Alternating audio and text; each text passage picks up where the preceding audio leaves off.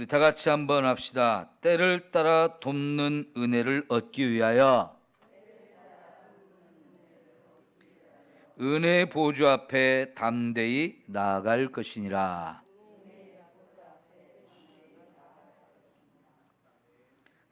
죄송한데 물 좀 한 컵 떠다 주시고요.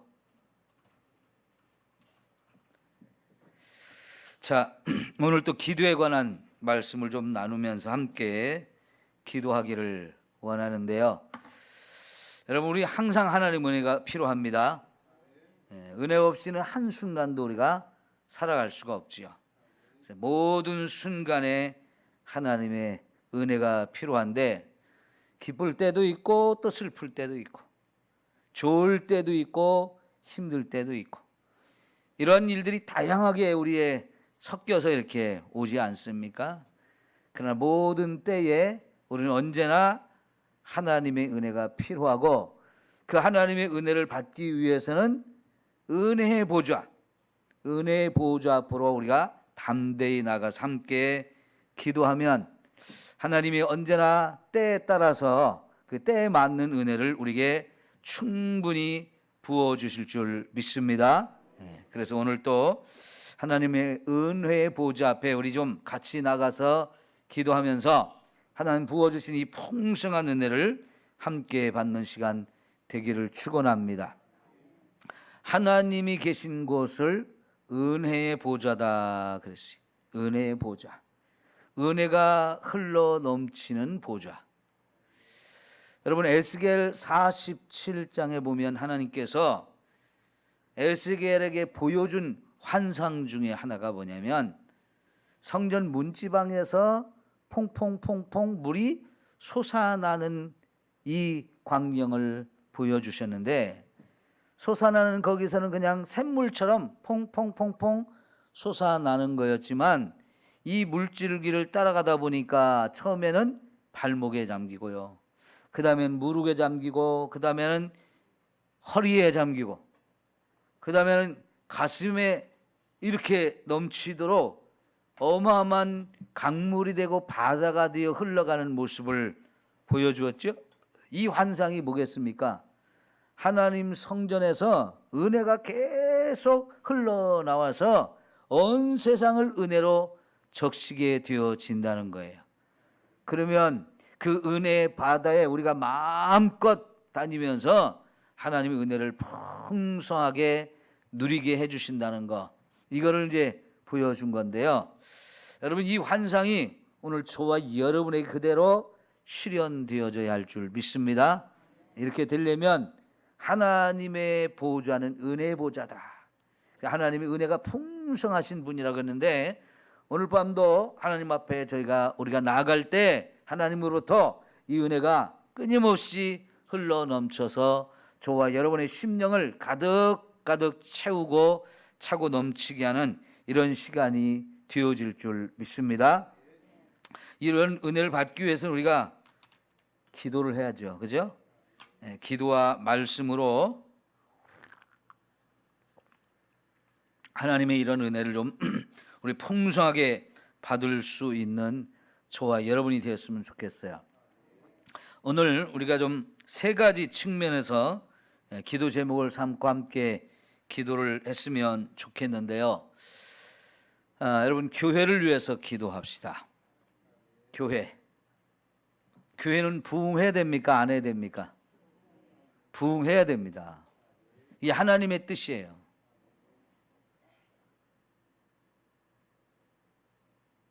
하나님께서 오순절 마가 다락방에서 시작된 이 복음의 역사를 땅 끝까지 가게 하셔요. 그죠? 그러면 여러분, 그 오순절 마가 다락방에서 기도하던 이 백성들이 성령의 충만함을 받고 나니까 그 성령은 그들을 밖으로 나가게 했어요. 그리고 가서 선포하게 했어요. 만약 여러분, 그 오순절 마가 다락방에서 성령의 충만한 은혜를 받은 사람들을 성령께서, 야, 너희들 이 자리 좋지? 여기 머물러서 은혜만 받아라, 이랬으면 어땠을까요? 그냥 그 오순절 마가 다락방, 마가 다락방 거기에만 은혜가 임하고 이 은혜는 더 이상 흘러나가지 않았을 거예요. 그러나 하나님께서는요, 마가 다락방에 성령을 강력하게 부어주신 이유가 첫째는 거기 있는 사람들을 은혜로 충만하게 하시는 것이었고요. 그 다음에는 여기서 은혜 받은 사람들을 계속 밖으로 나가서 선포하게 하셔가지고 이 은혜를 모르는 사람들도 함께 누리게 하시는 거예요.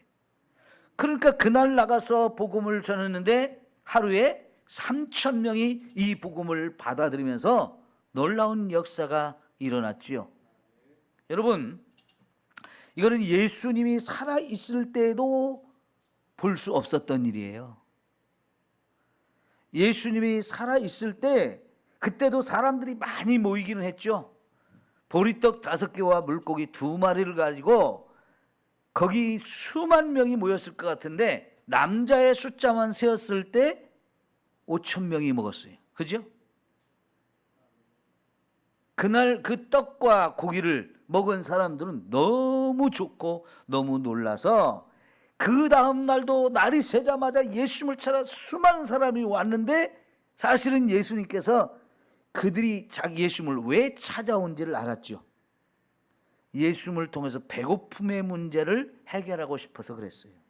그러니까 예수님은 야, 너희들 썩을 양식을 위해서 이렇게 찾아다니지 말고 영생하도록 있는 양식을 위해서 일하라. 그러니까요, 많은 사람들이 떠나갔어요. 예수님이 더 이상 먹을 양식을 안 줄 것 같으니까 먹을 양식을 구하러 왔던 사람들 그냥 다 떠나버렸어요. 썰물처럼 싹 빠져나갔어요. 그리고 나온 게 예수님의 제자들이거든요. 그러니까 예수님이 그런 기적을 일으킬 때는 정말 많은 사람들이 몰려왔다. 정작 하나님 나라의 복음, 그래서 천국 가는 이야기를 할 때는 다 사라졌어요.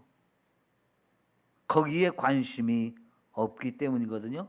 그런데 여러분, 예수님의 제자들이 성령의 충만함을 받고 나서 이제 예수님을 믿으면 우리의 죄가 용서받고 우리 천국 갑니다, 구원 얻습니다, 이런 얘기를 하는데도 놀랍게 그날 하루만 3,000명이 구원받는 역사가 이루어졌는데, 이건 제자들이 예수님보다 더 능력이 많아서 그런 게 아니에요.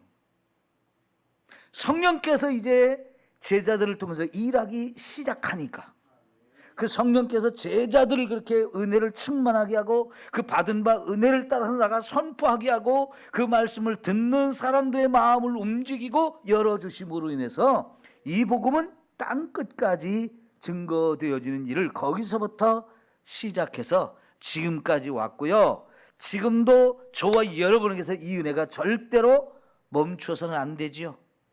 네, 여러분, 이 은혜는요 지금도 계속 우리를 통해서 세상으로 흘러가야 합니다.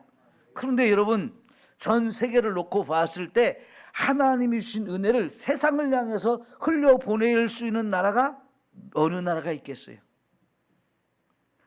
지금 미국이 제일 선교사를 많이 보내고 그 다음이 우리나라예요. 그리고는 없어요. 선교사를 이렇게 많이 보내는 나라가 없어요. 참 신기하고 감사하고 또 놀라운 일 아니에요? 그런데 미국은 점점 선교사가 줄어들고 있는데 아직은 한국 교회는 선교의 열정이 있거든요. 그런데 문제는 한국 교회도 지금 이게 심각한 문제가 내부적으로 생기기 시작했어요. 보십시오. 신학대학마다 지원자가 줄어들고 있어서 우리 한신대학교 지금 몇 년째 미달 사태입니다. 정원을 채우지 못하고 있는 상태예요. 신학생들이 없다는 얘기예요. 신학을 공부하고 주의 종이 되겠습니다, 이런 사람들이 나와야 그 중에서 또 선교사들이 나와가지고 세계를 향해서 갈 수 있는데, 이제는요 지금 우리 기장교단도 10년 후가 걱정이 돼요. 10년 후에는 목회자 수가 부족할 것 같아요. 제가 10년 후면 은퇴할 때가 되거든요. 그러면 자연스럽게 정년을 연장합시다 하는 얘기가 나올 것 같아요. 나는 70 넘어서 하기 싫은데. 여러분, 교회들마다 목회자가 없어서 이제는 정년을 연장시켜야 됩니다, 이런 말 나오면 이게 참 바람직한 일일지 아닐지, 연세 드신 분들은 은퇴하기 싫어서 잘됐다 할 수도 있겠지요. 그러나 교회는 어떻습니까? 70만 돼도 말이 헛나오는 경우가 많고요, 한 얘기 또 하고 또 하고 하는 사람도 많고요. 70 됐는데 공부 계속 해가지고 목회를 열정적으로 하시면 좋은데 벌써 65세 되면 공부하기 싫어가지고 설교 준비 안 하고 계속 한 얘기만 또 하고 또 하고 그러면 진짜 그 양반이 5년 10년을 더 연장해서 한다고 생각해 보세요. 교회가 발전이 있겠어요? 물론 이제 70이 넘어도 계속 공부하시고 또 열정적으로 준비해가지고 또 하시는 분도 있겠지요. 근데 육체라는 게 한계가 있어서 60대와 70대가 또 다르잖아요. 그래도 여러분, 그렇게 놓고 생각해 보면 지금이 어쩌면 우리나라도 우리가 선교의 마지막 세대일 수 있어요. 우리가 선교의 열정을 갖고 선교사를 보내고 선교의 일을 막 하려고 하는 마지막 세대일 수도 있다는 얘기예요. 이게 말이죠, 10년 후, 20년 후까지 계속 가면 좋은데 그 이후에 이 열정이 사라져버리면 이게 참 심각한 문제거든요. 거기다가 여러분, 어쩌면 10년 후 혹은 20년 후에 통일이 될 수도 있어요. 통일은 어느 날 갑자기 올 수 있을 것 같아요. 지금은 통일이 안 올 것 같은데 그러다가도 어느 날 갑자기 통일이 올 것 같아요. 그러면 여러분, 우리가 지금 제일 먼저 복음을 전할 것이 북한 지역이죠. 북한만 해도 지금 남한과 거의 비슷한 이 땅덩어리이기 때문에 인구수는 우리보다 적어도 거기에 다 지금 전도하러 가가지고 우리가 교회를 세우고 또 목회를 하고 그러려면 목회자가 또 엄청나게 필요해요. 그렇죠? 그러면 어쩌면 우리도 은퇴한 후에도 또 가야 될지도 몰라요. 그러면 그때 다시 한번 한국교회 전체의 부흥의 분위기도 살아날 것이고 또 선교의 열정도 크게 살아날 수 있을 것 같은데, 그러면 정말 감사한데 만약 그렇지 않고 10년, 20년이 가면 우리가 선교에 대한 마지막 세대가 될 수도 있어요. 우리 이석길 장로님이나 이 목사님이나 우리 정기영 청년이나 지금 막 이제 40대, 50대 되어지는 사람들이 이 선교 열정을 계속 가지고 막 세계 선교를 향해서 막 뛰쳐나가야 되는데 그 세대가 지나면 이게 멈춰질 가능성, 끝날 가능성이 있거든요. 그래서 지금 사실 우리가 더 급한 마음으로 교회를 부흥시키고 세계 선교의 위대한 사명을 감당해야 합니다. 여러분, 만약 통일이 된다고 한번 생각해 봅시다. 그러면 어떻게 될 것 같아요? 남과 북이 철길이 빵 뚫리면서 그때는요, 우리 기차를 타고 전 세계 안 가는 곳, 못 가는 곳이 없게 되어집니다. 중국이라는 나라도 우리 남과 북이 통일되면 중국이라는 나라를 우리가 훨씬 뛰어넘어서 중국보다 더 강력한 다양한 힘을 가지고 세계로 뻗어나갈 수 있는데, 중국이 우리를 막아도요, 우리는 러시아하고 연결된 이 철길을 통해서 유럽까지 마음껏 갈 수 있고요, 중국이 문을 열면 우리나라 기차가 중국을 통해서 저 동남아시아 얼마든지 또 기차로 갈 수 있어요. 그때가 되면 지금 서울, 부산을 왔다 갔다 하는 이 고속철도 이게 더 빨라질 거예요. 그러면 여기서 비행기를 타고 유럽을 가는 거나 고속 열차를 타고 유럽을 가는 거나 큰 차이가 없고요. 동남아시아, 저 아프리카, 미국 같은 데도요, 알래스카를 통해서 철길 연결시켜 가지고 미국도 기차 타고 갈 수 있어요. 여러분, 비행기가 편해요, 기차가 편해요? 기차가 훨씬 더 편하고요, 한 번에 더 많은 사람을 태우고 갈 수 있거든요. 그러면요, 진짜 우리나라가 전 세계 못 가는 곳이 없어요. 그럼 진짜 경제도 지금보다 어마어마하게 발전할 수 있고요, 우리 교회가 복음을 들고 세계를 향해서 갈 수 있는 길도 어마어마하게 열려요. 그러기 위해서는 한국교회가 다시 한번 부흥의 역사가 일어나야 합니다. 지금 상태로는 부족해요. 1905년부터 1910년까지 있었던 이 부흥의 강력한 역사처럼 다시 한번 이 땅에 제2의 부흥의 역사가 일어나서 마지막에 세계 선교를 위해서 우리가 멋지게 쓰임받는 이런 나라가 좀 되어야 하지 않겠어요? 여러분, 금년에 영국에서 세계 7개의 나라, 제일 잘 사는 7개의 나라 정상이 모여서 회의하는데 우리나라도 초청을 받아갔거든요. 근데 사실은 이 7개의 나라 중에서 이탈리아가 꼴찌거든요. 7개 중에 꼴찌인데 우리나라가 이미 이탈리아를 경제적으로 넘어섰어요. 그래서 이탈리아를 빼고 우리나라가 세계 선진국 7개의 나라에 들어가야 되는데 아직은 정식으로 거기서 우리를 멤버로 불러주지 않았기 때문에 그냥 초청을 받아 갔거든요. 그래도 얼마나 우리나라 대통령이 거기서 환영받고 거기서 얼마나 큰 역할을 하고 또 거기서 얼마나 귀하게 쓰임을 받았습니까? 위치가 정말 커졌거든요. 그런데 여러분, 남과 북이 통일된다고 하면 지금 우리는요 탑3 안에 들 수 있어요. 탑3 안에. 예? 미국, 중국, 그리고 우리나라가 될 수 있어요. 그 정도로 지금 우리의 힘이 막강해졌는데 아직은 부족해요. 진짜 탑3까지 우리가 갔으면 좋겠어요. 그래야 그 힘을 가지고 세계 선교를 위해서도 우리가 더 많은 일을 할 수 있는 거거든요. 그런데 아무리 우리가 경제적으로 부흥을 하고 잘 사는 나라가 되어도 영적으로 힘을 잃어버리면 그런 의미가 없어요.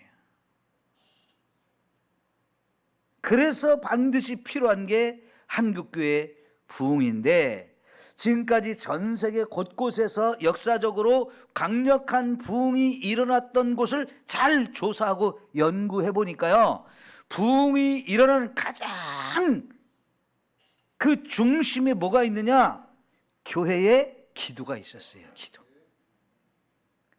부흥이 일어나기 위한 곳마다 부흥이 일어나기 전에 반드시 기도하는 역사가 있었어요. 많은 사람들이 교회의 부흥을 위해서 기도했고 그 부흥을 위한 기도가 모여져 가지고 결국은 교회를 폭발적으로 부흥하게 하는 이 놀라운 힘이 거기서 나왔던 것을 우리가 볼 수 있어요. 그러니까 여러분, 우리 한국교회가 기도를 잃어버리면 부흥도 없는 거고요, 부흥이 없으면 세계 선교의 사명도 감당할 수가 없어요. 하나님께서는요 세계 선교를 위해서 나라도 잘 살게 해주시는 거예요. 왜? 선교라는 게 사실은 많은 사람들이 보내야 되고 많은 일들을 가서 해야 되기 때문에 물질이 많이 필요하거든요. 그래서 어느 한 나라에 이 선교를 맡기기 전에는 그 나라를 경제적으로도 막 부흥시켜 가지고 그 경제력이 함께 따라갈 때에 이게 강력한 부흥의 역사가 일어나는데, 자, 지난번 영국에서 선진국 7개 국가가 모일 때 가만히 제가 봤어요. 그랬더니요, 거기 선진국 7개로 모여진 나라 다 무슨 과거에 전력이 있느냐? 다른 나라 쳐들어가서 식민지 만들어가지고 그 나라를 쭉쭉 빨아가지고 자기들 부자 된 나라들이에요. 지금 선진국이라는 7개 나라들이요 그냥 부자가 된 게 아니에요. 우리 일본 시대 때 일본이 우리나라를 비롯해 동남아 전체를 전쟁의 불바다를 만들었던 것처럼 그때 당시 막 유럽에 힘 있는 나라들이 아프리카나 저 남아메리카 이런 데를 다니면서 수많은 나라를 쳐들어가고 이 아시아의 수많은 나라들을 공격해서 나라를 빼앗아 가지고 다 자기들 나라로 만들어서 거기서 엄청나게 뽑아 먹었어요. 그래서 부자가 됐어요. 그런데 여러분, 우리나라가 그 중에 낀다고 하면 유일하게 남의 나라를 쳐들어가지 않고 자기 힘으로 경제적인 대국이 되는 나라가 유일하게 우리나라예요. 특별하잖아요, 그죠? 여러분, 자기들이 힘이 있을 때 가난하고 힘없는 나라들을 쳐들어가서 군사력을 가지고 나라를 빼앗고 그 나라 백성들을 막 억압을 하고 그 나라에 좋은 거 다 빼앗아다가 자기들 부자가 된 나라들이 지금 선진국이거든요. 근데 우리나라는 유일하게 그런 경험이 없어요. 그러죠? 우리는 한 번도 중국이고 일본이고 우리가 직접 쳐들어가서 그 나라 멸망시키고 우리가 막 우리나라를 세우고 그 나라 막 착취하고 빼앗고 이런 경험이 없는 나라예요. 여러분, 이런 나라가 잘 살면 어떻게 되겠어요? 부끄럽지 않은 나라예요. 욕먹지 않는 나라예요. 손가락질을 당하지 않는 나라예요.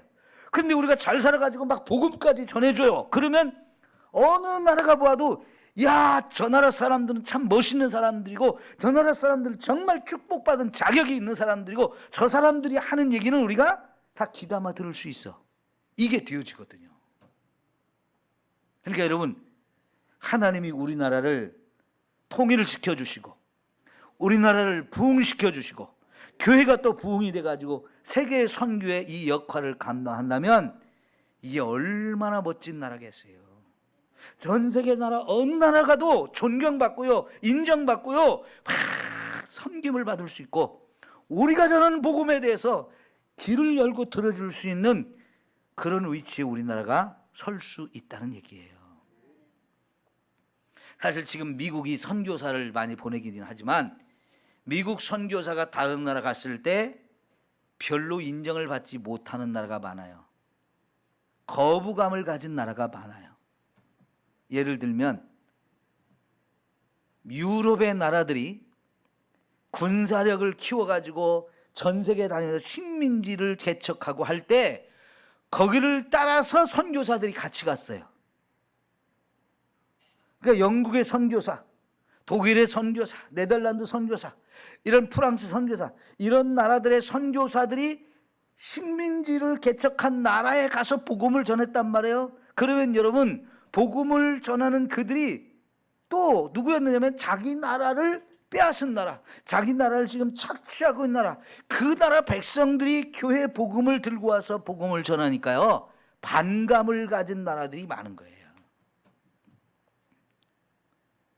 그 선교사들, 그 교회들이 사실은 그 당시에 유럽의 나라들에게 야, 우리가 힘이 있다고 힘없는 나라 쳐들어가서 그 나라를 빼앗고 그 나라에 있는 뭐 자원들을 다 빼앗아오고 그 나라 사람들 못 살게 하는, 이거는 성경적으로 옳지 않은 거야 라고 가르쳤어야 되는데, 막았어야 되는데 교회가 그런 걸 막지를 않았어요. 이거는 하나님이 이 나라에 축복을 주셔서, 우리가 하나님을 잘 믿다 보니까 하나님이 이 나라를 축복을 주셔서 우리가 힘이 넘쳐가지고 저런 나라를 공격하고 빼앗아도 이게 우리 축복이다, 이렇게 생각을 하게 만들었어요. 근데 그런 사람들이 복음을 들고 가서 나라를 잃고 서러워하는 사람들한테 복음을 전하는데 이게 쉽게 받아들여지는 건가요? 그건 쉽게 받아들이지 않는 거예요. 그래서 사실은 유럽이나 미국에서 선교사들을 보내면 반감을 갖는 나라들이 꽤 많았던 거예요. 그런데 여러분, 우리나라는 그런 경험이 없잖아요. 남의 것을 빼앗아가고 오고 우리가 힘이 있다고 그래가지고 남을 못 살게 하고 이런 일이 우리는 없단 말이에요. 근데 우리나라를 하나님이 축복하셔가지고 우리나라 선교사들이 다른 나라 가서 막 이렇게 선교사가 되어서 일하다 보면 우리는 반감이 없는 거예요. 반감이. 예를 들어서 미국에서 만든 영화들이 재밌기는 진짜 재밌거든요. 그런데 여러분, 미국 영화는 안타깝게도 막 총으로 쏴서 다 죽이고 파괴시키는 거 아니면 섹스로 얼룩진 영화들이에요. 그래요, 안 그래요? 그러니까 미국 영화가 들어가는 곳마다 세상을 더 폭력적으로 만들거나 아니면 세상으로 성적으로 타락하게 만드는 그런 결과를 가져오는데, 여러분 이번에 우리 윤여정 씨가 아카데미상을 받은 영화 미나리라고 하는 영화죠. 사실 보면 막 재밌는 영화는 아니에요. 재밌는 영화는 아닌데 미국 사람들이 그 영화를 보면 얼마나 칭찬을 많이 했는지 몰라요. 왜 그럴까요? 한국 사람의 그 가족 간의 사랑, 가족 간의 희생, 헌신, 그리고 그 윤여정의 사위, 한국의 이민자로 간 사람이 이민 간 땅에서 막 어떻게든지 성공해 보려고 막 몸부림치면서 일하는 그런 모습이거든요. 그거는요, 무슨 폭력적인 거 하나도 없고요, 무슨 편법 쓰고 이런 거 하나도 없고요, 성적으로 타락한 거 하나도 없어요. 미국에서 만든 드라마나 영화하고는 너무너무 차이가 나는데요, 이 한국의 이런 정서를 담은 영화가 이제는 전 세계 사람들에게 많은 영향을 미치는 거예요. 얼마나 우리 한국인의 그 따뜻함과 사랑과 가족의, 그리고 어려움을 딛고 뭔가 성공하려고 막 열심히 사는 그런 모습들, 이게 바로 그 영화 속에 담겨 있는 내용들이거든요. 근데 이게 전 세계 사람들한테 굉장히 친근하게 다가와지고 감동을 주고, 이게 사람들이 좋아하는 영화가 됐어요. 그러니까 똑같은 영화라도요, 돈 어마어마하게 쏟아부어서 막 때려 부시고 막 쏴 죽이고 막 성적으로 타락시키고, 볼 때는 뭐 짜릿한 것 같아요. 막 신나는 것 같아요. 막 통쾌한 것 같고요, 속이 시원해지는 것 같은데, 그러나 여러분 결국은 남을 죽이고 빼앗고 막 타락하는 이런 세상밖에 안 되는 거거든요. 근데 볼 때는 참 잔잔해요. 그리고 돈도 별로 안 들어가고 만든 영화예요. 그럼에도 불구하고 이런 한국인의 정서가 녹아져 있는 이 영화가 전 세계 사람들한테 막 이제는 최고다 최고다 박수를 받고 인정을 받는 이런 세상이 됐거든요. 여러분, 전 세계 200개가 넘는 나라 중에 우리나라 같은 나라가 있을까요? 없어요. 70년 전에 모든 것이 다 파괴되고 아무것도 없었고 남이 도와주지 않으면 살아갈 수 없었던 그런 나라가 어떻게 이렇게 짧은 시간 안에 막 어마어마하게 성장을 해서 정치적으로도 민주화가 이루어졌고 경제적으로도 세계 7개 나라 안에 들어갈 수 있는 이 어마어마한 성장을 하게 되고, 거기에 또 교회도 이렇게 폭발적으로 성장해서 세계 선교의 이 위대한 일을 감당할 수 있는 나라가 된다는 거, 전 세계 역사를 찾아봐도 이런 나라가 없어요. 그렇다면 여러분, 하나님이 저와 여러분을 써서 세계 선교의 위대한 사명을 지금 얼마든지 감당하고 싶은 이 하나님의 계획과 뜻이 이 속에 담겨 있다고 봐야 되는 거예요. 세상이 돌아가는 역사를 보면서 왜 하나님이 우리를 이렇게 축복하실까? 왜 하나님이 우리나라를 이렇게 높여주실까? 이거는 하나님께서 지금 우리를 통해서 세계 선교의 이 위대한 일을 감당하려고 하시는 거 아니다, 그런 뜻이 있다는 걸 우리가 보아야 되는 거지요. 여러분, 그러기 위해서는 지금 우리 한국교회가 다시 한번 부흥을 해야 되고, 부흥을 위해서는 저와 여러분이 부흥을 달라고 하나님께 기도를 해야 돼요. 이 기도가 쌓이고 쌓이면 순간적으로 이게 기도가 폭발적으로 역사해서 강력한 부흥의 역사가 다시 한번 이 땅에 일어나게 될 것이고, 그러면 세계 선교의 역사를 다시 한번 더 크게 감당하는 우리나라가 되어질 수 있음을 저는 믿습니다. 이때야말로요, 지금 우리가 교회 부흥을 위해서 준비하고 기도해야 돼요. 여러분, 교회 부흥을 믿습니까? 안 믿습니까? 믿어야 돼요. 이걸 우리의 소망으로 삼고 우리의 비전으로 삼고 그리고 지금부터 기도로 준비하면 반드시 이 부흥이 다시 한번 강력하게 이 나라에 임할 줄 믿습니다. 부흥은 성령께서 행하시는 일이에요.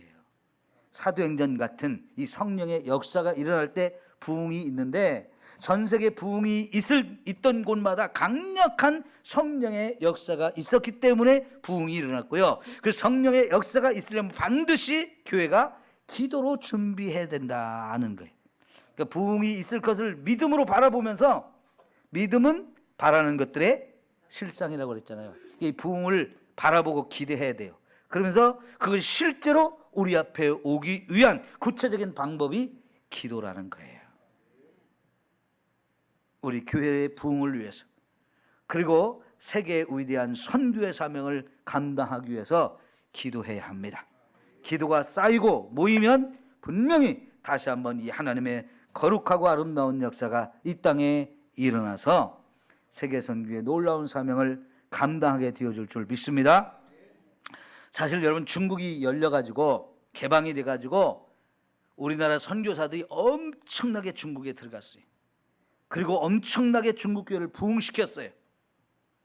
물론 개방하기 전에 중국이 공산 치하 상황에서도 하나님이 중국의 가정교회라고 하는 걸 통해서 막 강력한 부흥의 역사를 이루는데 거기에 이제 한국의 선교사들이 중국에 가서 그 부흥은 했지만 신학적으로 성경적으로 지금 너무 미약한 이 중국교회를 막 돕고 섬기면서 막 키우면서 우리 한국교회가 중국교회와 함께 세계 선교의 일을 가려고 했어요. 말 그대로 중국과 한국의 교회가 연합해서 세계 선교의 사명을 감당하면 엄청난 일이 일어날 거라고 생각을 했어요. 그런데 여러분 시진핑이라는 사람이 딱 들어서면서 중국이 완전히 뒤바뀌었어요. 선교사들을 다 내쫓았잖아요.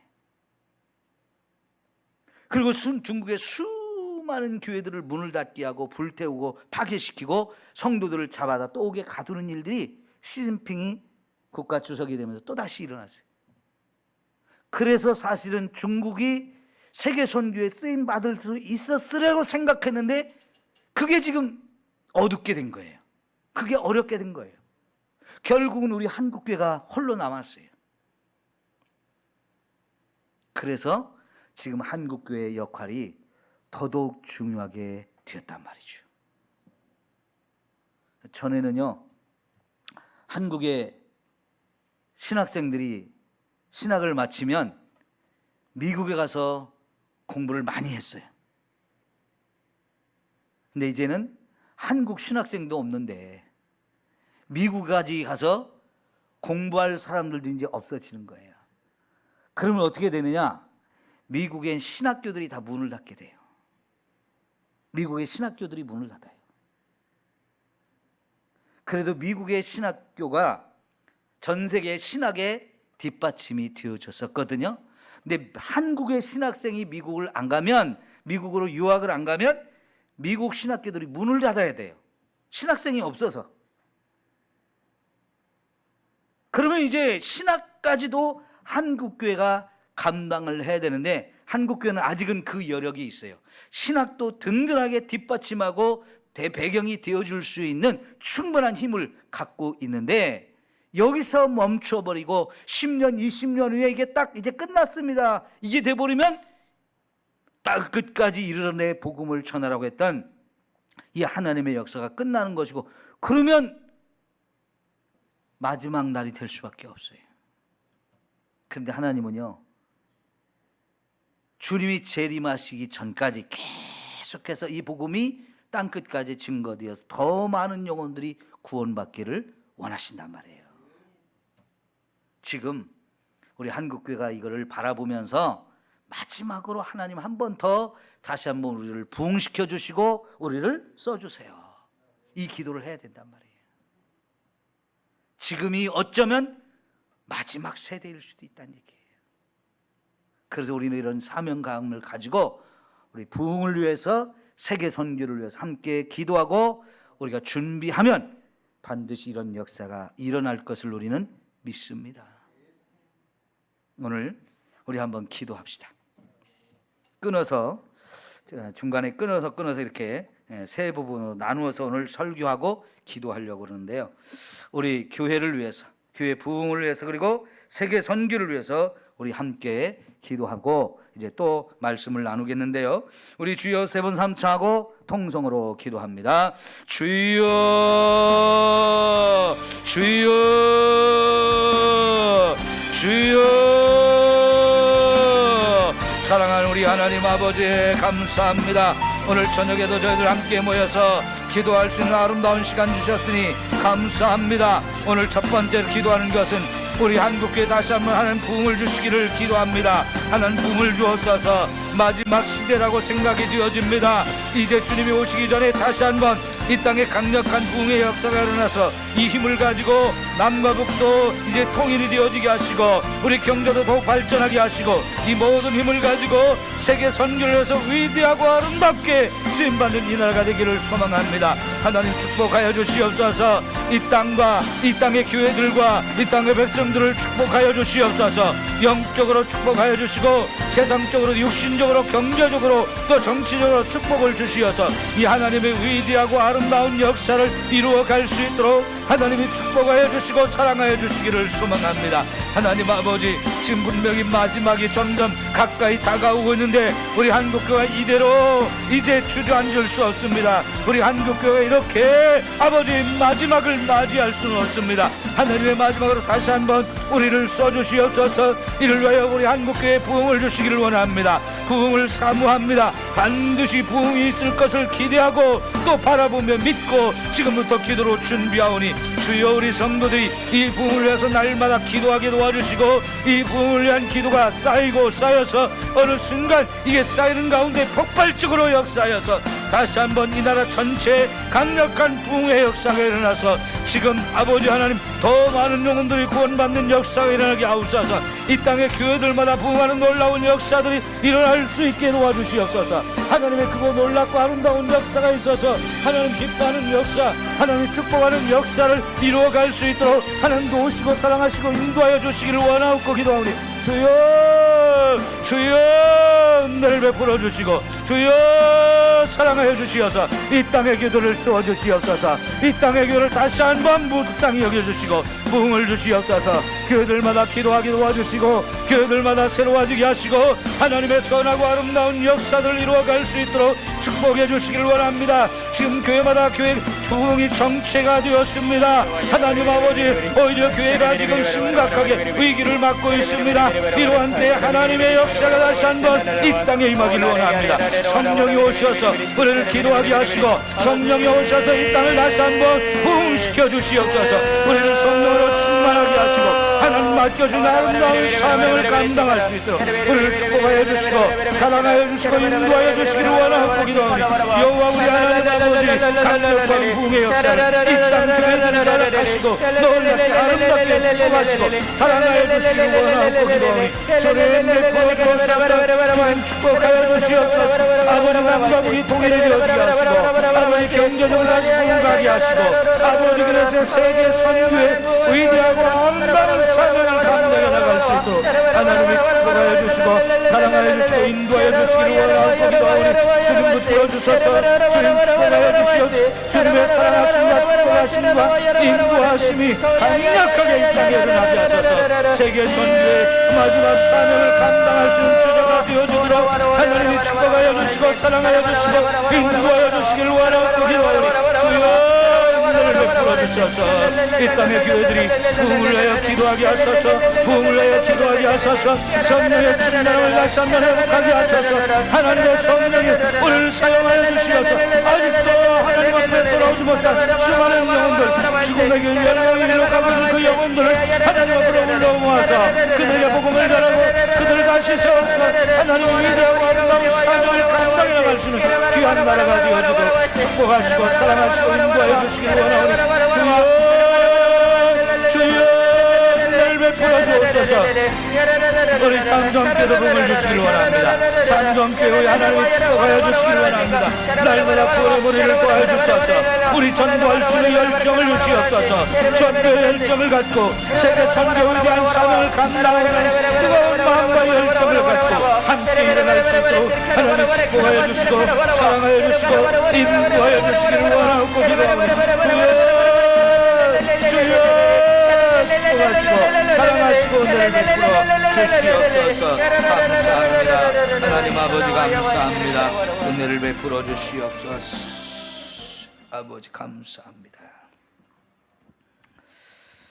우리 두 번째 또 말씀을 좀 나누려고 하는데요. 구약 성경 에스더 4장 15절에서 16절까지 보겠습니다. 구약 성경 에스더입니다.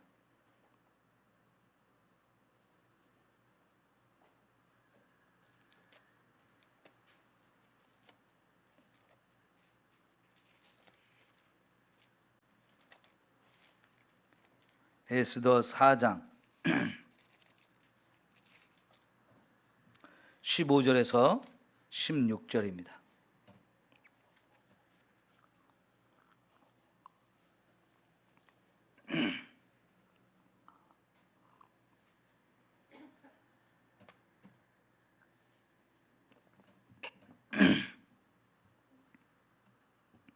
에스더 4장 15절 16절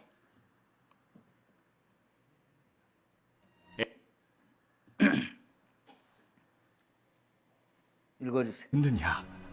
에스더가 모르드게에게 회답하여 이르되 당신은 가서 수산에 있는 유다인을 다 모으고 이렇게 금식한 후에 규례를 어기고 왕에게 나아가리니 죽으면 죽으리이다. 하니라. 모르드게가 가서 에스더가 명령한 대로 다 행하니라. 중간에 많이 빼먹었네요. 중간에 빼먹어서 다시 틀어주세요. 16절 에스더가 모르드게에게 회답하여 이르되 당신은 가서 수산에 있는 유다인을 다 모으고 나를 위하여 금식하되 밤낮 3일을 먹지도 말고 마시지도 마소서. 나도 나의 시녀와 더불어 이렇게 금식한 후에 규례를 어기고 왕에게 나아가리니 죽으면 죽으리이다. 아멘. 여러분, 모르드게와 에스더가 자기 민족을 살리기 위해서 목숨을 걸고 금식 기도를 한 후에 왕에게 나가서 자기 민족을 살려달라고 애청해서 간청을 해가지고 결국은 전멸당할 유대인들을 다 살려냈어요. 바벨론의 포로로 끌려가서 에스더는 왕후가 되었기 때문에 얼마든지 호의호식을 할 수 있었습니다. 그리고 그때만 해도 이 왕국에서 에스더가 유대인이라는 사실을 아는 사람이 모르드게 외에는 없었어요. 근데 유대인이 다 멸망해도 에스더는 살아남을 수 있었거든요. 그런데요, 에스더와 모르드게가 자기들만 편하게 먹고 살려고 한 게 아니고 위기에 처한 이 바벨론의 포로로 끌려간 유대인들, 그들이 하루아침에 다 전멸을 당할 위기에 처해 있었기 때문에 그들을 살리기 위해서 금식하며 기도하고 목숨을 걸었어요. 그리고는 그들에 의해서 이 민족 전체가 다시 살아나는 역전의 상황이 왔거든요. 여러분, 기도는 바로 나라와 민족을 살릴 수 있는 힘이 있습니다. 우리가 지금 나라와 민족을 위해서 기도해야 할 때입니다. 왜냐하면 지금 이제 대선을 앞두고 대선 후보들이 막 내가 되겠습니다 하면서 나오고 지금 준비하면서 이제 몇 달 후에 대통령 선거가 있기 때문에 그래요. 그런데 여러분이 정치적인 문제가 나오면 한쪽으로 자꾸 치우치는 경향이 있는데 좀 잘 들어보세요. 이 정치라고 하는 문제도 신앙의 눈으로 봐야 되는 거예요. 예? 제발 부탁합니다. 정치를 생각할 때 꼭 성경적인 눈으로, 신앙의 눈으로 생각을 하셔야 돼요.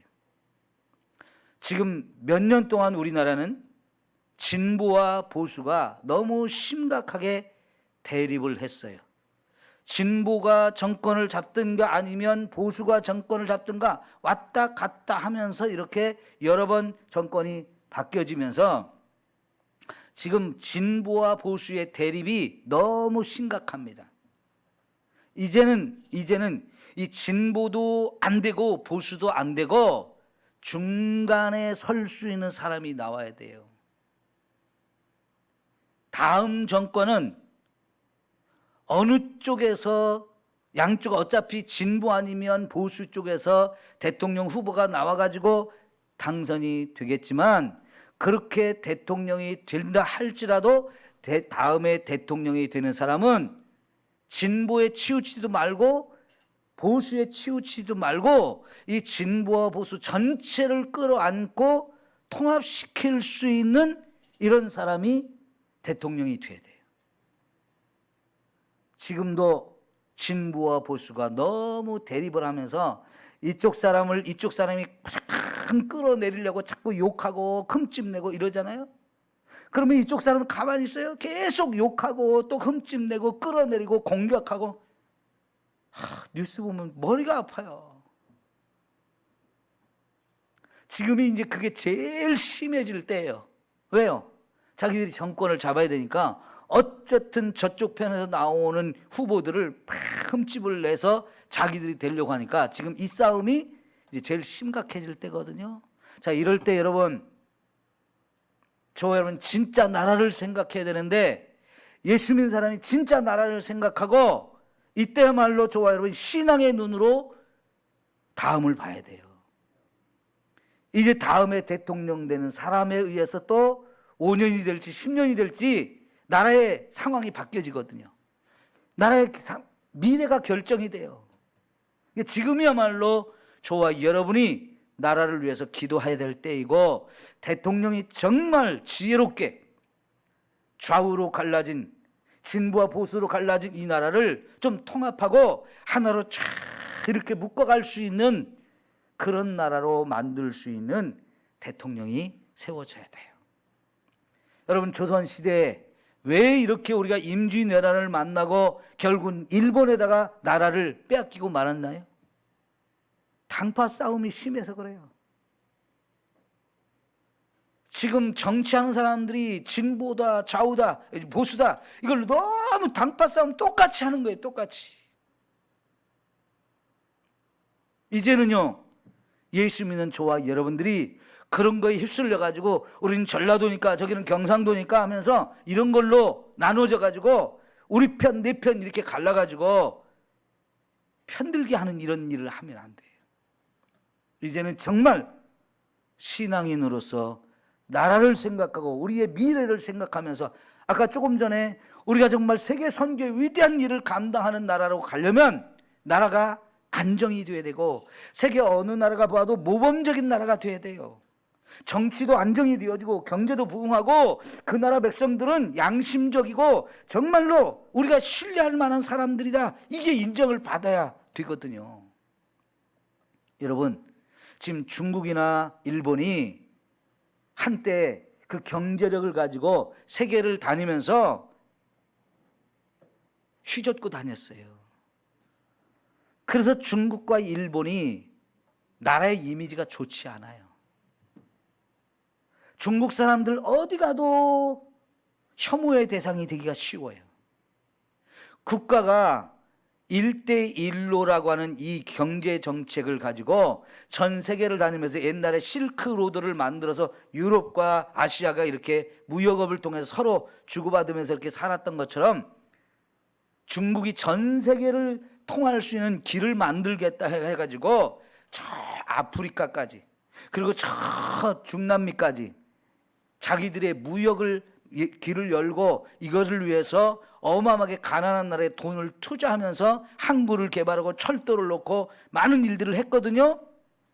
근데 그렇게 할 때마다 무슨 짓을 했냐면 자기 돈을 빌려주면서 공사를 할 때 자기 나라 기업이 가서 그걸 하게 하고 자기 나라 백성이 가서 그 일을 하게 해서 결국은 그 돈이 다 누구한테 다시 오냐? 중국으로 다시 오게 하고, 근데 빚은 또 거기에 남아있는 거예요. 빚을 빌려줘가지고 했거든요. 빚을 빌려줘서 그 나라에 항구를 만들고 그 나라에 고속도로를 놓고 그 나라에 철도를 놓는데 그 일을 다 중국 기업이 가서 하고 중국 사람이 가서 노동을 하면서 그 돈을 또 다 중국이 가져가는 거예요. 그러면 그 나라들은 빚만 남는 거예요. 그리고 중국 사람들이 한 공사가 제대로 된 공사 갖고 다 날림 공사, 엉터리 공사라 하자가 자꾸 발생하는 거예요. 그러니까 중국 사람들이 어디를 가도 이제 인정을 못 받아요. 일본도 똑같아요. 일본은 하여간 거기에 돈이 되겠다 싶으면 막 들어가서 투자도 하고 막 지원도 하고 이러면서 막 쏟아붓는데 결국은 쏙 빼먹으면 도망가는 거예요. 쏙 빼먹으면 도망가는 거예요. 그럼 이번에 우리 대통령이 스페인을 갔었거든요. 스페인을 갔는데 스페인 이 총리가 얼마나 환대를 하고 그 나라 백성이 얼마나 환대를 많이 해줬냐면요, 자기 나라 도서관에 보관되어 있던 옛날 지도를 하나 딱 우리 대통령한테 보여줬어요. 그 지도에 독도가 우리나라 땅이라는 게 확실하게 표현되어 있는 지도였어요. 자기들이 갖고 있으면서 지금까지 안 밝혔거든요. 이제 일본하고 우리나라 눈치 보느라고 독도를 가지고 우리나라가 일본이 계속 다툼이 있는데 자기들이 독도가 우리 땅이라고 잘 만들어진 지도를 갖고 있으면서도 이걸 꼭꼭 숨기고 말도 안 했어요. 눈치 보느라고. 그러다가 이번 대통령이 갔을 때 그 지도를 딱 꺼내주면서 선물로 준 거예요. 그러니까 일본이 깜짝 놀란 거예요. 맨날 일본이 독도는 자기 땅이라고 막 억지를 쓰고 그러는데 스페인에서 준 이 지도에 확실하게 독도는 한국 땅이라고 딱 그려진 지도거든요. 근데 왜 지금 스페인이 그런 지도를 우리한테 주었느냐면 대통령을 바르셀로나인가 거기에 모시고 가서 일본의 닛산 자동차가 있거든요. 그 닛산 자동차가 큰 자동차 공장을 거기 갖고 있었는데 돈이 안 된다고 이제 그 자동차를 철수하려고 하는 거예요. 우리 여기 GM 자동차 철수해가지고 우리 얼마나 힘들었어요. 그죠? 스페인이 그 꼴이 난 거예요. 그러니까 일본은 자동차 회사를 철수를 한다고 그러는데 그 자리에 문재인 대통령 데려가가지고 이 공장 넘겨줄 테니까 여기다가 자동차 배터리 공장 좀 세워주세요. 우리나라 배터리 전기차 지금 세계적으로 어마어마한데 우리나라가 배터리를 제일 잘 만들잖아요. 그리고 제일 많이 만들어내잖아요. 품질이 최고 좋으니까 기술이 최고 좋으니까 그 공장을 우리나라가 좀 지어달라는 거예요. 거기다가 배터리 공장을 세워달라는 거예요. 그러니까 매달리는 거예요. 우리한테. 여러분, 지금 세계가 이렇게 돌아가고 있어요. 그런데 이번에 대통령이 갔을 때 그렇게 대접받는 게 대통령이 잘해서 그래요? 기업이 발전해서 그래요? 물론 대통령도 우리나라 대통령이니까 기업이 잘한 것도 다 대통령 공으로 돌아가지요. 또 대통령이 우리나라를 대표하는 사람이기 때문에 대통령이 허락하면 또 그게 될 수 있으니까. 그러니까요, 여러분, 우리나라 기업이 세계를 다니면서 인정받는 나라가 되어지면 전 세계가 깜짝깜짝 놀라고 우리 거 서로 사가려고 그래요. 지난번에 미국의 대통령이 갔을 때도 우리나라 대통령이 처음으로 그런 얘기 했잖아요. 배터리 공장 져주겠다. 반도체 공장 져주겠다. 미국에다가. 그러니까 미국 대통령이 너무 좋아가지고 얼마나 극진히 대접했어요. 그죠? 그러니까요, 여러분, 다음 이제 대통령 선거가 이번에 끝나고 5년, 10년 후가 우리 한국의 미래가 다 중요하단 말이에요. 그럴 때 나라가 정치가 안정이 돼야 돼요. 진보와 보수로 나눠져가지고 계속 티격태격하면서 싸우고 맨 이렇게 갈등을 빚는 이런 상황이 되면 안 됩니다. 우리 솔직하게 몇 명이 모여가지고 정치 얘기하려면 사람들 눈치 봐야죠. 저 사람이 민주당 편인가? 저 사람이 국민의힘 편인가? 이거 눈치를 봐야 돼요. 그래서 저 사람이 나하고 같은 편인 것 같다 그러면 저쪽 편 공격하는 얘기 신나게 하는데, 저 사람이 나하고 같은 편이 아닌 것 같다 그러면 꼭 다물어야 돼. 이게 뭐예요? 어쩌다 국민이 정치 얘기를 하려고 하면 눈치를 봐야 되고, 얘기만 하면 저쪽 공격하는 얘기만 해야 되는 이런 상황이 된 거예요. 왜? 예? 우리가 그런 정치인들에게 우리가 끌려가면서 우리가 거기에 편들어 가지고 니들이 맞다 저들이 틀리다 이런 거에 우리가 휘둘리면 안 돼요. 우리의 모든 거의 기준은 하나님 말씀이에요. 그 말씀으로 세상을 보고 세상을 바라보면서 우리가 가야 될 길이 뭔가, 세상을 향해서 우리가 해줄 말이 뭔가, 세상에 빛을 비춰줄 것이 뭔가를 우리가 중심을 잡고 가야 된단 말이죠. 그래서 우리는요, 지금 대통령 선거를 위해서 우리의 미래의 10년 후를 바라보면서 기도하지 않을 수가 없는 거예요. 여러분, 지금 20대, 30대들이 지난 총선까지만 해도 민주당을 지지했다가 이번에 중간선거, 지방 보궐선거를 하면서 보수로 돌아섰다고 하지요. 그 20대, 30대가 왜 정치적인 지지 세력을 바꿀까요? 현재 자기들의 이 현실과 더불어서 자기들의 미래가 지금 너무 불투명하게 됐기 때문에, 불안하게 됐기 때문에 그래요. 그 20대, 30대가 누구예요? 우리 자녀들이잖아요. 그 자녀들이 지금 불안하고 힘들게 된 상황, 이 상황을 5년도, 10년 후에도 계속되어지게 하면 안 되거든요. 그러기 위해서는요, 진짜 대통령 잘 뽑아야 되고 정치가 안정이 돼야 되는 거예요. 그래야 경제도 더 발전할 수 있는 거고요, 문화와 모든 과학이나 이런 모든 면이 함께 발전을 하면서 세계의 지도자 국가가 될 수 있어요. 여러분, 경제력으로 중국이 미국보다 더 경제력이 앞섰을 수도 있어요, 지금 현재는. 그렇지만 중국이 그런 경제력을 가졌어도 세계가 인정을 안 하잖아요. 존경을 못 받아서 그래요. 착한 일을 안 하니까 그래요.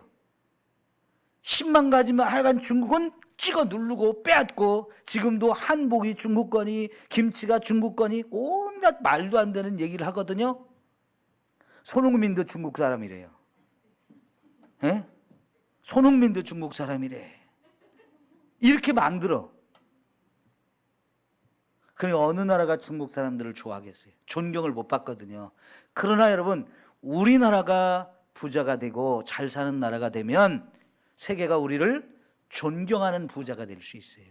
왜냐하면 이번에 코로나 시대에도 여러분 보세요.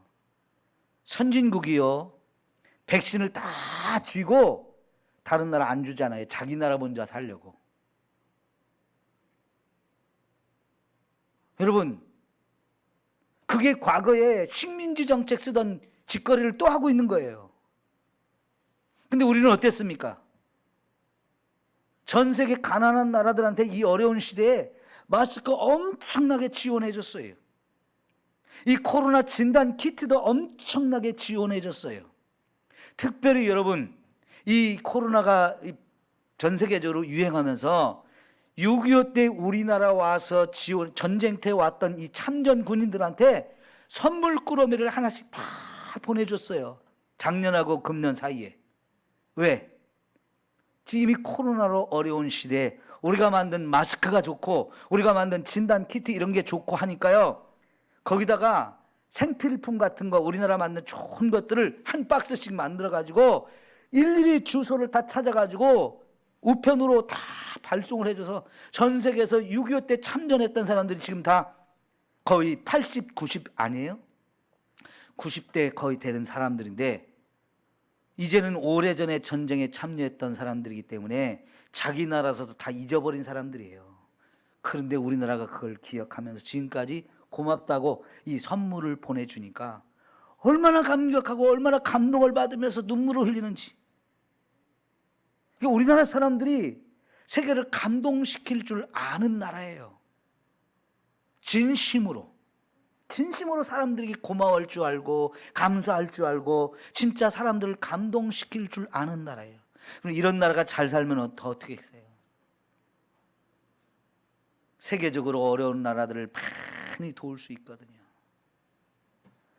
우리 중학교 다닐 때 제가 다니는 시골 중학교에 미국에서 평화봉사단이 와서 1시간 영어로 대화를 하고 간 적이 있어요.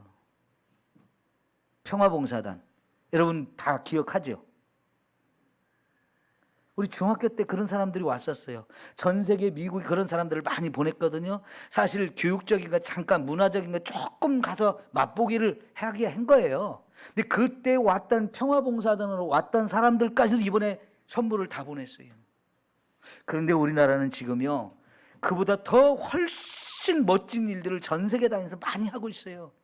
코이카라고 하는 제도를 만들어서요, 우리 젊은이들과 수많은 기술자들 전 세계 가난한 나라로 보내서요, 진짜 농업적으로 돕죠, 교육적으로 돕죠, 과학적으로 돕죠. 정말 많은 부분에서 돕는 일을 엄청나게 하고 있어요. 우리나라가 잘 살면 살수록 이런 일을 더 많이 할 수 있어요. 제가 아프리카에서 벼농사 짓는 얘기, 중동에서 벼농사 짓는 얘기, 이런 얘기들을 다 이게 거의 대부분 우리나라 코이카 같은 사람들이 가서 봉사해서 하는 일이거든요. 우리나라 새마운동 같은 걸 또 가서 하고요. 아프리카에서 감자를 많이 재배하고 양파를 재배하고 몽골에서 딸기 농사를 짓고요. 이게 다 우리나라 사람들이 가서 하는 거예요.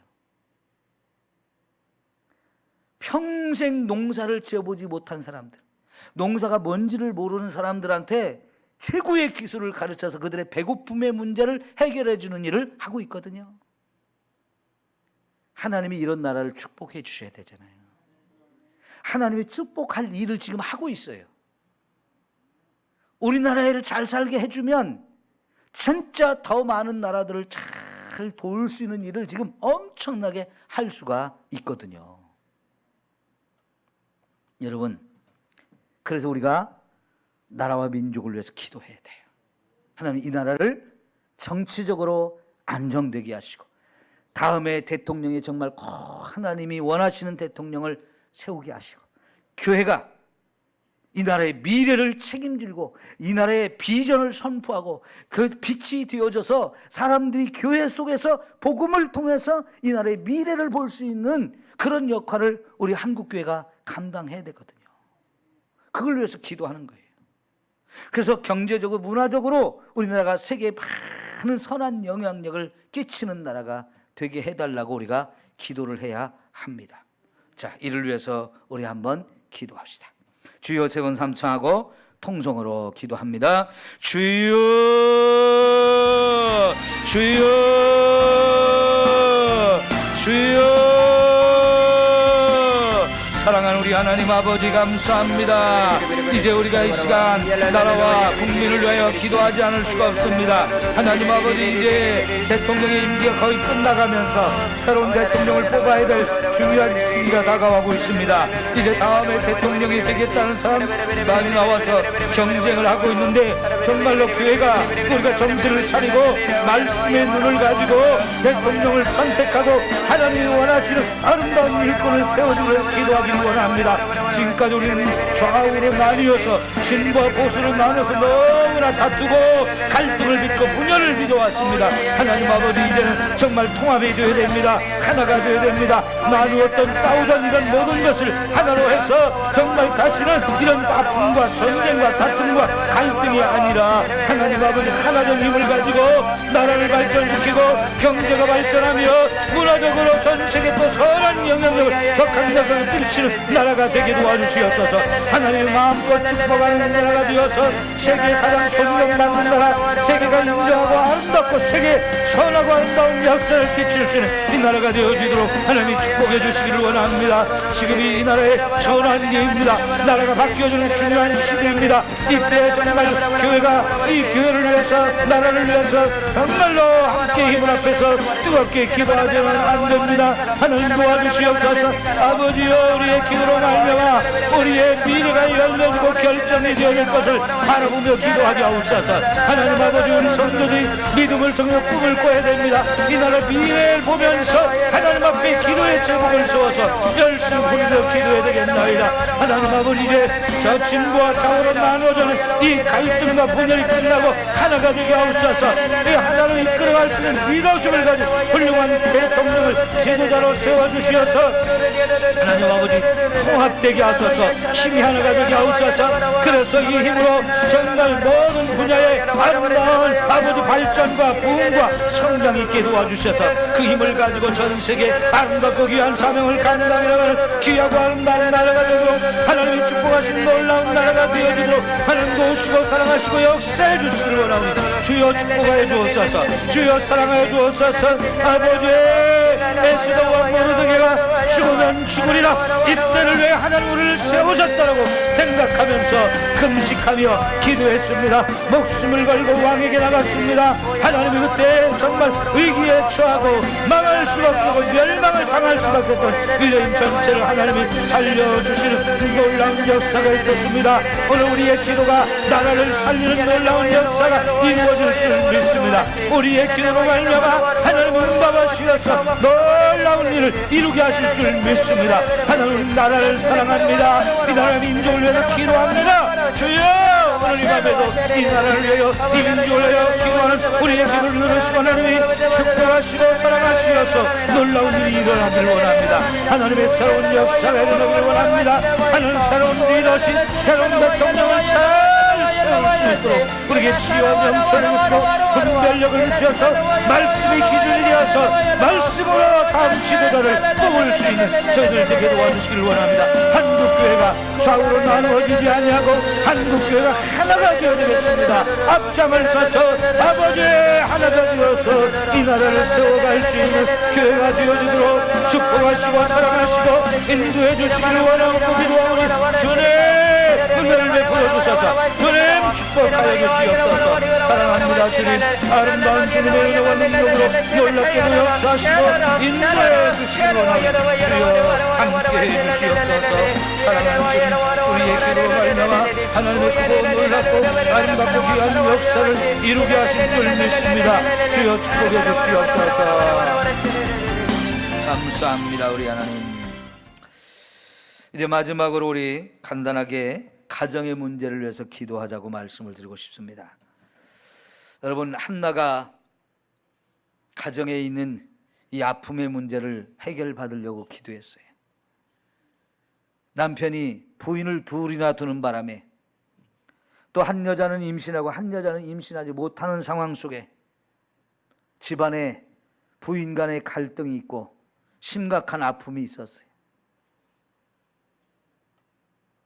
인간적으로 맞서 싸워봐야 그거 계속 시끄럽고 골치 아프죠. 한나가 그래서 하나님 앞에 눈물로 기도했습니다. 하나님, 저에게도 자식을 주세요. 하나님이 나에게 자식을 주면 그 자식을 하나님께 바쳐서 하나님을 위해서 쓰임받는 일꾼이 되게 하겠습니다. 그 기도를 하나님이 들어주셨죠. 그리고 그렇게 태어난 이 사무엘을 한나는 젖을 떼자마자 하나님 전에 드려서 거기서 자라게 했고요. 거기서 하나님 만나주심으로 하나님이 그를 통해서 나라를 바로 세우게 했습니다. 사무엘이 사사시대를 끝내는 사람이 되었어요. 마지막 사사가 되어서 사사시대의 그 혼란 상황을 다 끝내는 위대한 일꾼이 되어서 나라를 다시 세우는데, 나라를 이끌고 갈 지도자를, 왕을 세우잖아요. 처음에 세운 왕이 잘못된 길로 가다가 그 왕을 폐하고 이제 다시 제대로 된 왕 다윗을 세우기까지 한나가, 이 사무엘이 얼마나 귀하고 아름답게 쓰임받았습니까? 여러분, 교회와 국가의 가장 기초는 가정이에요. 가정이 정말 건강해야 국가 전체가, 또 교회 전체가 건강해질 수 있어요. 지금 교회가 위기 상황이 뭐 때문입니까? 가정에 자녀들이 없기 때문에 그래요. 이제 2명, 3명밖에 낳지 않은 이 자녀들이 결혼을 하지 않아서 지금 아이들이 교회에 없어요. 젊은 세대가 없어요. 우리의 가정을 우리가 잘못해왔어요. 가정을 무너뜨렸어요. 이 가정을 다시 세우는 일 기도부터 해야 돼요. 우리의 자녀들이 믿음으로 세워지고 우리의 자녀들이 하나님의 축복의 원리를 따라서 생육하고 번성할 수 있는 그런 환경이 다시 만들어지고 생각이 바뀌어서 정말 우리의 자녀들이 마음껏 결혼하고 마음껏 또 자녀를 낳아서 마음껏 그 자녀들을 믿음으로 잘 양육해서 한국 교회가 미래가 밝아져야 되고요. 건강한 교회가 돼야 되고 그래야 나라가 건강하고 온 우리가 삶이 전체가 회복되어지는 거예요. 그래서 오늘 마지막으로 가정의 문제를 위해서 기도합시다. 우리 자녀들 하나님 믿음을 세워주세요. 기도가 절대적으로 필요합니다. 안타깝게도 우리 성도님들 자녀들 중에 지금 하나님 앞에 나오지 못하는 자녀들, 신앙생활 안 하는 자녀들 많잖아요. 다들 먹고 살기 힘들다고 1명, 2명 만나서 참 이렇게 가르치는데 미래가 밝지 않습니다. 우리 생각이 바뀌어지고요. 우리가 젊은이들이 마음껏 결혼하고 마음껏 자녀 낳고 마음껏 기를 수 있는 이 환경이 돼야 돼요. 이거를 위해서 우리 기도합시다. 건강한 가정, 믿음으로 세워진 우리의 자녀들, 이 자녀들 하나님 축복해 주시고 영육간에 하나님의 축복하심이 계속해서 차고 넘치도록, 그래서 우리의 자녀들이 믿음으로 하나님 앞에 귀하게 쓰임받는 이 솔로몬 같고 사무엘 같은 이런 큰 일꾼들이 가정마다 세워지게 해달라고 우리 주여 3번 삼창하고 통성으로 기도합니다. 주여 주여 주여. 사랑하는 우리 하나님 아버지, 그를 도와주시고 사랑하시고 함께해 주시길 원합니다. 하나님의 그거 놀랍고 아름답고 귀하며 축복하시고 사랑하시고 함께해 주시옵소서. 가정이 건강해야 우리의 교회가 건강하고 국가 전체가 건강해질 수 있습니다. 하나님 아버지, 우리 자녀들 믿음으로 축복해 주시옵소서. 믿음의 자녀들이 되고 믿음의 가정들이 되어지도록 축복해 주시옵소서. 우리 아직도 하나님께 돌아오지 못한 우리의 자녀들 하나님 믿음 주시고 성령이 찾아가 주시어서 믿음으로 세워주시어서 믿음의 가정이 되어지게 하옵소서. 믿음으로 가정을 세우고 결혼하고 자녀를 낳고 이 자녀들 또한 믿음으로 잘 양육해서 건강한 가정이 되어야 됩니다. 하나님의 축복의 가정이 되어야 됩니다. 하나님의 믿음의 가정으로 세워져서 아버지 군대까지 믿음의 가정, 축복의 가정으로 세워져가는 우리 성도의 가정이 되어야 되는 부모님들 위해서 끊임없이 기도해야 됩니다. 부모님 끊임없이 자녀를 위해서 기도하며 주님을 드려야 됩니다. 하나님 아버지, 정말 우리 가정을 위해서 우리 성도들이 눈물로 기도하게 도와주시고 이 기도가 응답되어져서 우리 자녀들의 마음과 생각을 하나님 바꿔주시고 말씀을 따라 살게 하옵소서. 그래서 말씀하여서 하나님 성도들을 만나게 하시고 가정을 이루게 하시고 생명하고 건강을 축복해주시고 그렇게 나은 자녀들 하나님 말씀을 잘 양육하고 우리 가정들이 건강한 믿음의 가정, 축복의 가정이 되어서 천대까지 이어갈 수 있게 하시고 우리 가정에서 솔로몬 같고 다윗 같고 사무엘 같은 아름다운 일꾼이 세워지도록 축복해 주시기 원합니다. 하나님의 나라를 위해 쓰임받으신 일꾼을 계속하여 기도합니다. 가정이 그런 일꾼들을 계속해서 사용하는 아버지 가정을 이어져야 됩니다. 가정에서부터는 일꾼들이 세워져야 됩니다. 아버지 하나님 축복하소서. 우리 성도의 기도와 말씀으로 축복해서 이런 놀라운 가정마다 일어나기를 원하시옵소서. 하나님의 축복의 역사가 가정마다 이루어지기를 원합니다. 아버지, 우리의 기도를 반드시 하나님 잡아주셔서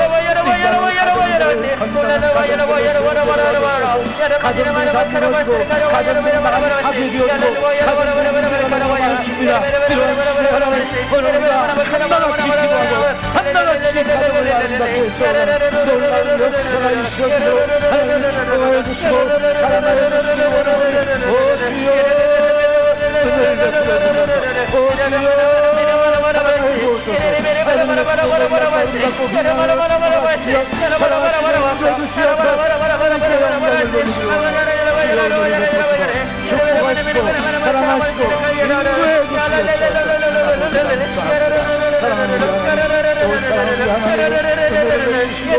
인도하시옵소서. 영광을 돌리게 하옵소서. 하나님 역사하게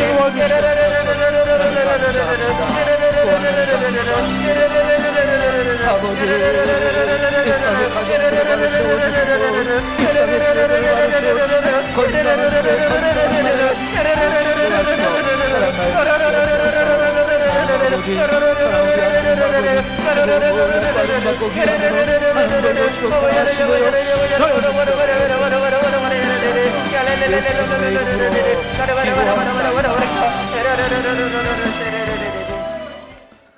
하나님 감사합니다.